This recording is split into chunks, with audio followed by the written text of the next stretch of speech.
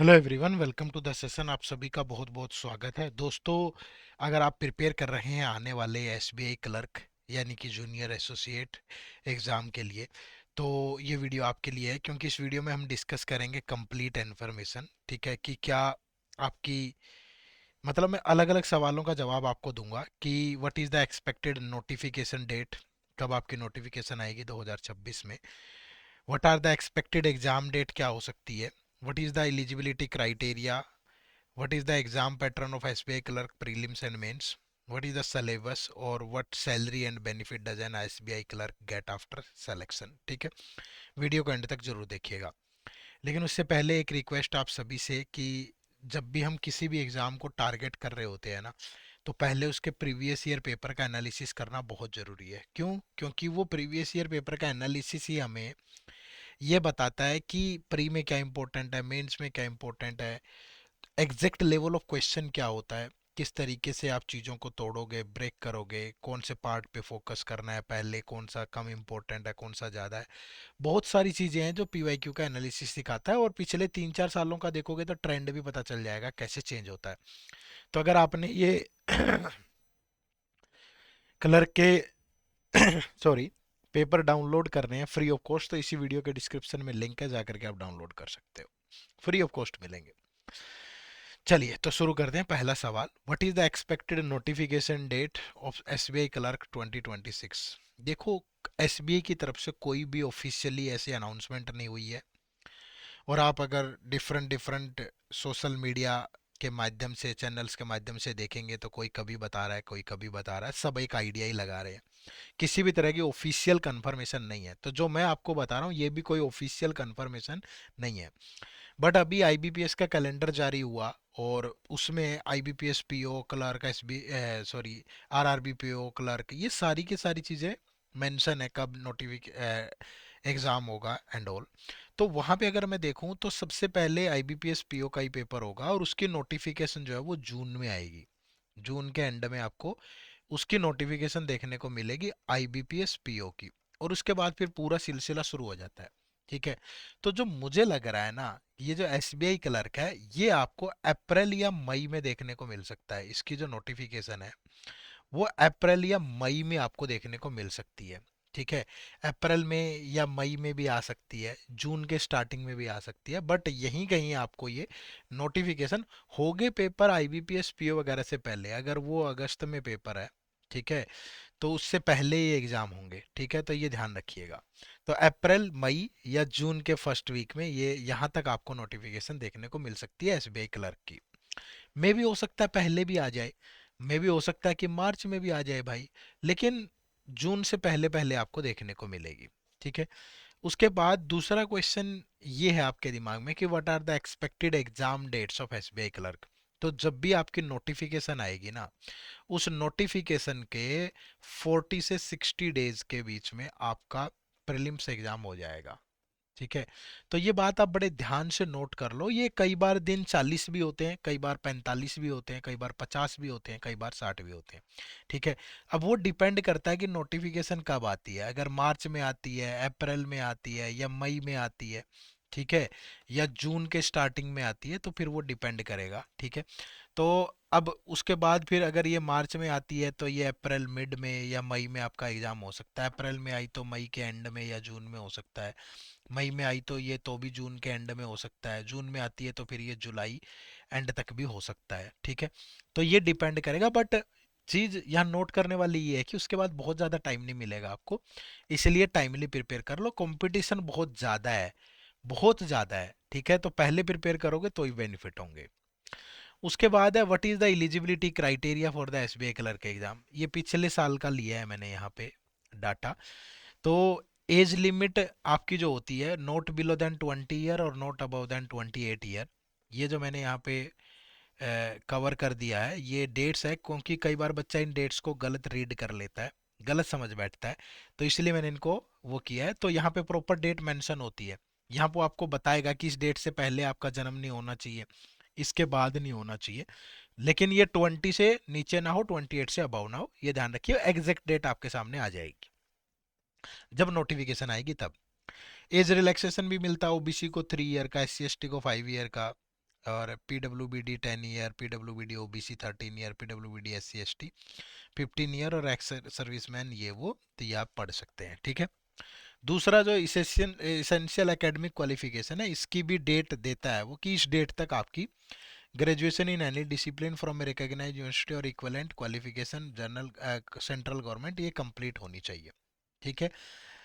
यहाँ लिखता है कि date of passing the IDD is on or before this, date mention कर देगा, ठीक है। तो ये ध्यान रखिएगा, तो ये आपको वहाँ पे मिल जाएंगी, ये नोटिफिकेशन में मिलेगी। बट इतना ध्यान रखो कि आपकी ग्रेजुएशन होनी चाहिए और आपकी एज जो है वो 20 से बिलो ना हो और 28 से अबव ना हो, ठीक है। चलिए, उसके बाद what is the exam pattern. Exam pattern क्या है, यहाँ पे दो ही एग्जाम होते हैं, पहले एक प्रिलिमिनरी एग्जाम होगा, फिर एक मेंस एग्जाम होगा, कोई इंटरव्यू वगैरह इस टाइप की चीजें नहीं है, ठीक है। अब प्रिलिमिनरी एग्जाम में क्वांट रीजनिंग के 35 क्वेश्चन, इंग्लिश के 30 क्वेश्चन, तो टोटल 100 मार्क्स का ये एग्जाम होता है, ठीक है। 1/4 इसमें नेगेटिव होती है, अच्छी खासी कट ऑफ भी जाती है, ध्यान रखना। फिर मेंस के अंदर सब्जेक्ट यही रहेंगे, reasoning ability and computer aptitude के 50 सवाल 60 नंबर के। ये मेंस का पैटर्न जैसे पिछली बार IBPS क्लर्क में चेंज हो गया था, तो यहाँ पे थोड़ा बहुत चेंज हो सकता है, लेकिन वो जो चेंज है वो चेंज आपको सिर्फ यहीं देखने को मिलेगा, मतलब नंबर ऑफ क्वेश्चन में आगे पीछे सब्जेक्ट यही रहते हैं, इन्हीं के किसी के क्वेश्चन बढ़ा बढ़ा देता है, किसी के कम कर देता है, बस इतना सा फर्क है और ज़्यादा नहीं, ठीक है। तो आप इन्हीं को ध्यान में रख के तैयारी करें। रीजनिंग और कंप्यूटर एप्टीट्यूड के 50 क्वेश्चन 60 नंबर के होते हैं, इंग्लिश के 40-40 के होते हैं, क्वांट के 50-50 के होते हैं, और जनरल फाइनेंशियल अवेयरनेस 50-50 के होते हैं, तो टोटल 190-200 के ये अभी तक का पैटर्न है। और ये सेक्शनल टाइमिंग भी आपको मिलती है यहाँ पे, ठीक है जी। तो उसके बाद कोई इंटरव्यू वगैरह नहीं है, ये ध्यान रखना। चलिए, फिर what is the syllabus of SBI clerk prelims and mains exam. अब ये आपका सबसे पहले सिलेबस सब्जेक्ट वाइज बात करें तो क्वांट में अगर मैं प्रीलिम्स में देखूं तो simplification, approximation, missing wrong number series, quadratic, यहाँ से 10 से 12 क्वेश्चन भी आ जाते हैं, ठीक है। 2 से 3 DI, 10 से 15 क्वेश्चन आपके DI के भी रह जाते हैं, बाकी क्वेश्चन आपके अर्थमेटिक के टॉपिक से होते हैं। लेवल थोड़ा ठीक ठाक होता है, मतलब इजी से थोड़ा सा अबव होता है। अर्थमेटिक में ratio, proportion, percentage, average, ages, partnership, mixture, इन सारे टॉपिक के क्वेश्चन होते हैं। और स्पीड मैथ में सिंपलीफिकेशन, नंबर सीरीज, क्वाड्रेटिक, मतलब ये दोनों तो होते ही हैं लगभग। फिर क्वाड्रेटिक इक्वेशन भी हो सकता है तीनों भी पूछ ले, ठीक है। 2 सेट या 3 सेट DI के हो जाते हैं, वो डिपेंड करता है, मल्टीपल शिफ्ट में पेपर होता है, किसी में कुछ आ गया, किसी में कुछ आ गया। अगर मेंस की बात करूं तो मेंस में फिर स्पीड मैथ आ जाता है, सिंगल और डबल नंबर सीरीज आ जाती है, स्टेटमेंट बेस्ड क्वाड्रेटिक इक्वेशन आ जाती है, डाटा सफिशिएंसी भी आ जाता है, प्री में कम पूछता है। फिर अर्थमेटिक के टॉपिक थोड़े स्टेटमेंट वाले आ जाते हैं, ठीक है। और DI के मैक्सिमम क्वेश्चन रहते हैं, अगर 50 सवाल है तो यहाँ से 20 से 25 क्वेश्चन तो DI के ही रहते हैं, ठीक है, जिसमें मिक्स चार्ट होता है, कैसलेट होता है, और अर्थमेटिक के भी किसी टॉपिक पे आ जाता है DI, ठीक है। तो ये कहानी है प्री और मेंस की क्वांट की। उसके बाद रीजनिंग की बात करें तो रीजनिंग में भी प्रीलिम्स में 35 क्वेश्चन है, तो उसमें से सीटिंग अरेंजमेंट और पजल ही 20 क्वेश्चन होते हैं, 4 सेट होते हैं, बाकी के 15 क्वेश्चन यहाँ से होते हैं। और जैसे अल्फा न्यूमेरिक सीरीज में number series, alphabet series and mix, coding decoding में basic coding and Chinese, syllogism में only of you or only का कंसेप्ट, इनइक्वालिटी में सिंपल इनइक्वालिटी, डायरेक्शन में बेसिक डायरेक्शन, ब्लड रिलेशन में family tree, order and ranking में comparison based, ठीक है।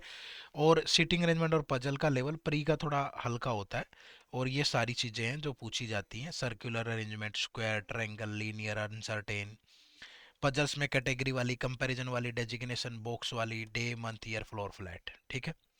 अब मेंस में प्री के मुकाबले में लेवल बढ़ जाता है, ठीक है, और दो नए टॉपिक आ जाते हैं, जैसे मशीन इनपुट आउटपुट मेंस में आ जाएगा, क्रिटिकल रीजनिंग मेंस में आ जाएगा। इसके अलावा जो बाकी के टॉपिक हैं उनका लेवल बढ़ जाएगा बस, ठीक है। जैसे अगर कोडिंग डिकोडिंग यहाँ चाइनीज है प्री में, तो यहाँ लॉजिकल आ जाएगी। सिलोगिज्म अगर यहाँ सिंपल है तो यहाँ रिवर्स या कोडेड आ जाएगी, ठीक है, तो लेवल बढ़ जाएगा। पजल और सीटिंग अरेंजमेंट की टाइप वही रहती हैं, लेकिन लेंथ बढ़ जाती है। प्री में अगर सिंपल पूछ रहा है तो मेंस में वही चीज़ वेरिएबल के साथ डाल देगा, ठीक है, डबल डबल वेरिएबल भी हो जाता है, थोड़ा लेवल बढ़ जाएगा बस। तो ये रीजनिंग की कहानी है। इंग्लिश की बात करूं तो इंग्लिश में भी ग्रामर, वोकेबलरी और कॉम्प्रिहेंशन यही चीज़ें रहती है, ठीक है।